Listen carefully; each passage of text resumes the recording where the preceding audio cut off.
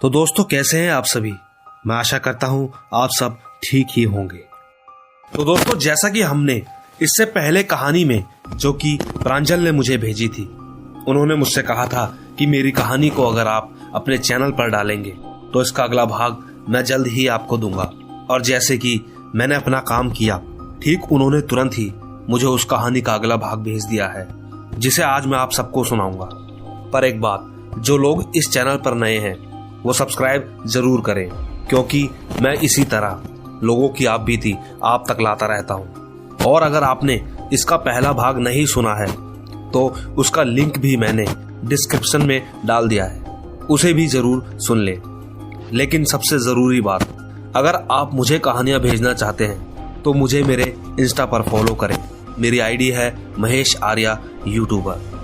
तो आइए कहानियों को पूरा अंत तक सुनने के लिए बने रहें मेरे यानी महेश के साथ।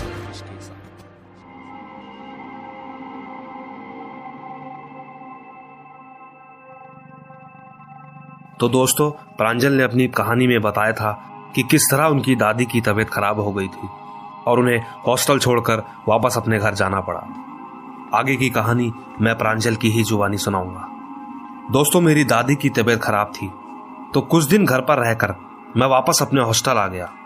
मैंने सोचा कि अब मैं वापस तभी जाऊंगा जब वो ठीक हो जाएंगी, लेकिन करीबन 4 महीने लगे दादी को ठीक होने में। और जब मैं हॉस्टल से आ रहा था तो मुझे ना जाने क्यों बड़ा अजीब सा लग रहा था।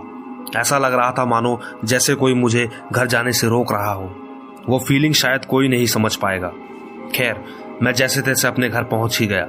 मेरे वापस जाने के बाद दादी की तबीयत दोबारा बिगड़ने लगी, यहाँ तक कि उन्हें हॉस्पिटल में एडमिट करना पड़ा। मैं रात भर हॉस्पिटल में रहता था। कई बार तो बेड फुल होने की वजह से मुझे जमीन पर सोना पड़ता था। और जिस दिन मेरे आसपास कोई नहीं होता था उस वक्त मुझे रात में बहुत ज्यादा डर लगता था। और ऐसे ही एक रात मैं ऐसी जगह सोया, वहां पर एक कोना ऐसा था जहां बहुत ज्यादा अंधेरा था। रात में अचानक मेरी नजर उस कोने पर गई और ना जाने क्यों पर मैं लगातार वहां देख रहा था कि तभी अचानक मुझे वहां एक परछाई दिखाई दी जो मुझे अपनी ओर बुलाने का इशारा कर रही थी। मैं बस देखता ही जा रहा था। मैं अपने पूरे होश में नहीं था, बस आंखें खुली थी और मेरा पूरा शरीर बेजान पड़ा था। इसके बाद मैं कब सोया मुझे याद नहीं, पर जब मेरी आंखें खुली तो सुबह हो चुकी थी और सब कुछ नॉर्मल था। लेकिन मेरा पूरा शरीर बहुत दुख रहा था और ठीक ऐसा ही मेरे साथ रोज होता। और जब मैं अपनी बाइक लेकर घर को जाता तो मुझे ऐसा एहसास होता कि जैसे कोई मेरे पीछे बैठा हो। दोस्तों, मेरे घर जाने के लिए बीच में एक गली पड़ती है। अब आप इस बात को माने या ना माने, पर मैंने इसे कई बार नोट किया है कि जब उस गली से मैं गुजरता तो पता नहीं वहां पर ही मेरी बाइक को एक जोर के झटका लगता और फिर सब कुछ नॉर्मल सा लगने लगता। मैं अंदर ही अंदर बहुत ज्यादा डर के मारे जीने लगा था। जब 3-4 बार मेरे साथ ऐसा हुआ तो मैंने तुरंत अपने घर में बताना ही ठीक समझा, क्योंकि मैं बहुत परेशान हो गया था। फिर मुझे ध्यान आया कि जब से मैंने अपने हाथ से वो धागा उतारा है, परेशानियां भी तभी से बढ़ रही हैं। दोस्तों, दरअसल दादी इतनी सीरियस थी कि मुझे उनसे मिलने के लिए बहुत ज्यादा रूल बने हुए थे। कोई इन्फेक्शन ना हो इसलिए मुझे वो धागा उतार कर और जूतों को बाहर ही खोलकर अंदर जाना होता था। इसी बीच मैंने कब वो धागा कहाँ रख दिया मुझे याद नहीं, पर चीजें मेरे हाथ से फिसल रही थी। मैंने हिम्मत करी और अपने घर पे सब कुछ बता दिया, पर घर से मुझे जवाब में ये मिला कि ये सब जो मेरे साथ हो रहा है वो सिर्फ मेरा एक वहम है, क्योंकि मेरे माता पिता ये सब नहीं मानते। बस उन्होंने इतना ही कहा था कि तू रोज मंदिर जाया कर, सब ठीक हो जाएगा। और हुआ भी। लेकिन 4-5 महीने बाद जब दादी ठीक हुई तो मैंने सोचा कि हॉस्टल से अपना सामान ले आऊं। दादी के ठीक होते ही मैं वापस कोटा के लिए रवाना हुआ और साथ ही 2 दिन बाद की मैंने वापसी की ट्रेन भी बुक कर ली थी। मैं करीबन 9 बजे अपने हॉस्टल पहुंच गया और वहां पहुंचकर जैसे ही मैंने दरवाजा खोला तो यकीन मानो मेरे होश ही उड़ गए। मेरा पूरा बेड बिगड़ा हुआ था।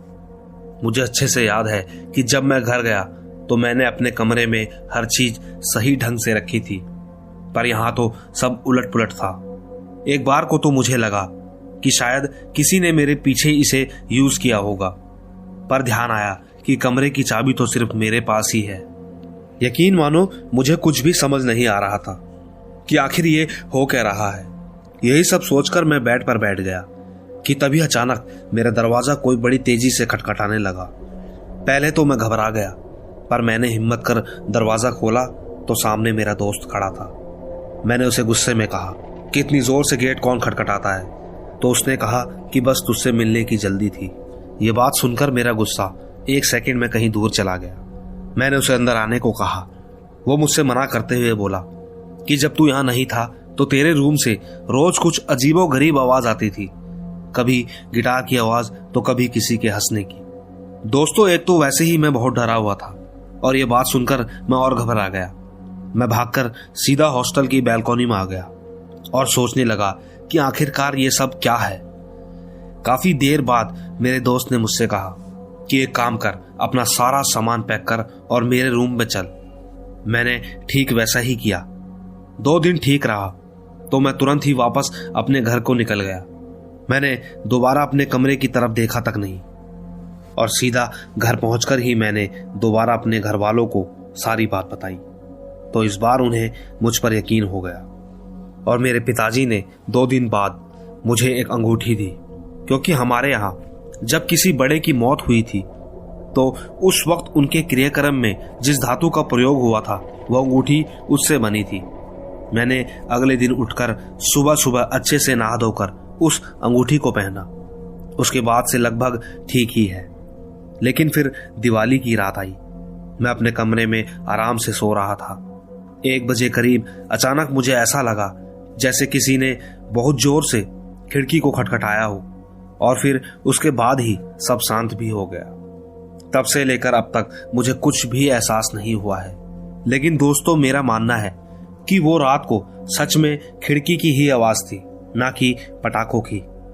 बस यही थी मेरी पूरी कहानी।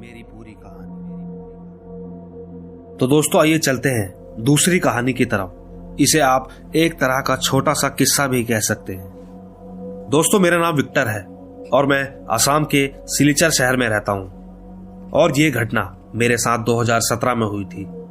गर्मियों के दिन थे। उस समय बिजली भी चली जाया करती थी, तो हम सब ऊपर छत में सोने चले जाते थे। हम सब बच्चे एक साइड में सोते थे और घर के बड़े लोग हमसे थोड़ा दूर सोते थे। हम सब खूब मस्ती किया करते थे। भूतों की कहानियां सुनते हमें बहुत मजा आता था। फिर एक दिन रात को सोते वक्त मुझे बहुत जोर से वॉशरूम लगी, तो मैं उठकर सीधा बाहर चला गया खेतों के बीच में। वहां एकदम घुप अंधेरा था। मुझे थोड़ा थोड़ा डर भी लग रहा था। मैं जल्दी से वॉशरूम कर वापस आ रहा था कि तभी मुझे पीछे से एक आवाज सुनाई दी। ऐसा लगा मानो कोई छलांग लगाकर गिर गया हो। मैंने पलटकर देखा तो पाया वहां एक औरत खड़ी थी जो कि बहुत डरावनी लग रही थी, और वो दौड़कर मेरी ही तरफ आ रही थी। उसके हाथ में एक चाकू भी था। उसे देख मैं कांप गया और मैं बड़ी तेजी से भागा। मैं जल्दी से भागकर अपने घर पहुंच गया और चुपचाप सोने की कोशिश करने लगा। डर के मारे मैंने ये बात अपने माता पिता को भी नहीं बताई। फिर अगले ही दिन जब मैं चुपचाप सो रहा था तो मैंने उसी डायन को दोबारा देखा। वो मुझे चुपके से देख रही थी। उसे देख मैं जोर से चिल्ला पड़ा और रोने लगा। सब लोग उठ चुके थे तो सबने मुझसे पूछा कि क्या हुआ, पर घर से मुझे जवाब में ये मिला, अगर इतना ही डर लगता है तो कल से अपने बड़े भाई के साथ ही नीचे रूम में सोना। पर दोस्तों, आप यकीन मानो वो मेरा सपना नहीं था। हालांकि मुझे कुछ नुकसान तो नहीं हुआ, पर मेरी हर एक बात बिल्कुल सच है। आइए दोस्तों, चलते हैं अपनी आज की आखिरी और तीसरी कहानी की तरफ। दोस्तों, मेरा नाम लोकेंद्र है और ये घटना मेरे गांव के दोस्त तरुण के दादाजी के साथ घटी थी, जो कि राजस्थान के जैसलमेर के पास एक गांव की है। तरुण के दादाजी जयपुर गए थे अपने किसी रिश्तेदार की शादी में। उन्हें वहां से निकलते निकलते रात हो गई, तो उन्होंने ट्रेन से जाना ही सही समझा। ट्रेन से वो बड़े आराम से अपने स्टेशन तक तो पहुंच गए, पर घर अभी दूर था और पैदल चलने में गांव के लोगों को कोई परेशानी नहीं होती। उन दिनों ठंड भी बहुत थी। तो दादाजी ने जल्दी पहुंचने के लिए एक शॉर्टकट लिया जहां से कोई नहीं जाता था, और ये बात पूरे गांव वाले भी जानते हैं। दोस्तों, दरअसल बहुत साल पहले उस रास्ते के साइड में एक टूरिस्ट की बस ने अपना कैंप लगाया था। वहां वो लोग पार्टी कर रहे थे और बहुत जोर से गाना भी बज रहा था। पता नहीं क्यों पर अचानक गाने की आवाज बंद हो गई और सभी लोगों के चिल्लाने की आवाज आने लगी। अगले दिन ठीक सुबह वहां पर पुलिस आई तो उन्हें वहां बस तो खड़ी मिली पर इंसान एक ना मिला। छानबीन करने पर वहां उन्हें कुछ मांस के टुकड़े मिले। जांच करवाने पर पता चला कि वो इंसान के थे। इसके अलावा और कुछ भी नहीं मिला। दोस्तों, अब ये बात पुरानी है, सच है कि नहीं ये तो मुझे नहीं पता, पर बचपन से तो मैं यही सुनता आया हूं। खैर, दादाजी उस रास्ते की ओर अपने कदम रख चुके थे क्योंकि वो भी किसी भूत या प्रेत पर विश्वास नहीं करते थे। कुछ ही दूर चलने के बाद उन्हें 4 लोग दिखे। वहां से गुजरते वक्त उनमें से एक आदमी ने बोला, अरे दादाजी, इतनी ठंड है, थोड़ी आग ताप लो और साथ में सिगार ले लो। दादाजी को ठंड तो लग ही रही थी। वो उनके पास जाकर बैठ गए। थोड़ी देर बाद उन्होंने पास में पड़ी एक कुल्हाड़ी देखी जिसमें खून लगा हुआ था, और पास में ही एक बोरी भी देखी जिसमें इंसान की कुछ उंगलियां बाहर निकली हुई थी। ये देख दादाजी समझ गए कि कुछ तो गड़बड़ जरूर है, और वो थोड़ी दूर ही जाकर खड़े हो गए तो उन्होंने देखा कि उनमें से एक आदमी दादाजी को ही देखे जा रहा था। थोड़ी सी दूर और चलने पर वो आदमी खड़ा होकर दादाजी की तरफ देखने लगा। दादाजी थोड़ा जल्दी जल्दी आगे की ओर बढ़े तो वो चारों खड़े होकर कुल्हाड़ी लिए उनके पीछे पीछे दौड़ने लगे। दादाजी को लगा कि शायद आज उनकी जिंदगी का आखिरी दिन है। उन्होंने पूरी जान लगा दी और दौड़ते दौड़ते हाईवे के पास पहुंच गए। दादाजी की किस्मत इतनी अच्छी थी कि एक ट्रक वाला ठीक उनके सामने आ गया और उसने दादाजी के दिए इशारे से ट्रक रोक दिया और वो उस ट्रक में बैठकर आगे चले गए। इसके बाद जब उन्होंने साइड मिरर में देखा तो पाया कि वो चारों उन्हें देख हंस रहे थे और उनके हाथ में जो कुल्हाड़ी थी उसे चाट रहे थे। बस शुक्र था कि वो बच गए। दोस्तों, इस कहानी में मेरा मानना तो यह है कि हो सकता है कि वो लोग कोई लुटेरे हों और उस रास्ते का खौफ दिखाकर लोगों को मार देते हों। लेकिन दूसरी बात यह है कि जो दादाजी ने उस बोरी में भरे उस मांस को देखा, ये सब कोई चोर या लुटेरा तो नहीं करेगा। पर अब ये जो भी है, अगर आप इसके बारे में कुछ जानते हैं तो कमेंट जरूर करें, और अगर आपको कहानी अच्छी लगी हो तो इसे लाइक और शेयर भी करें। पर याद रखें, आपका प्यार ही हमारा त्योहार है। Bye bye.